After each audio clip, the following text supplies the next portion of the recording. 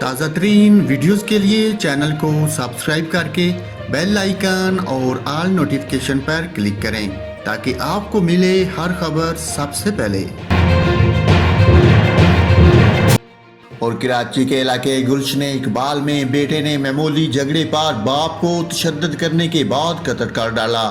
بیٹے کے تشدد سے ماں زخمی ہوگی جبکہ ملزم موقع سے فرار ہو گیا۔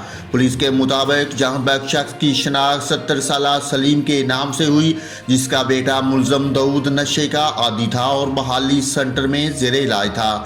پولیس کا کہنا ہے کہ ملزم باپ سے نشے کے لیے پیسے مانگتا تھا۔ باپ نے پیسے دینے سے منع کر دیا، جس پر ملزم نے باپ کو سر پر لوہے کی موسلی مار کر قتل اور ماں کو زخمی کر دیا۔ پولیس نے آلہ قتل برآمد کر لیا اور واقعے کا مقدمہ درج کر کے ملزم کی گرفتاری کے لیے چھاپے مارنا شروع کر دیے۔ ملزم کی زخمی والدہ کو طبی امداد کے لیے ہسپتال منتقل کر دیا گیا۔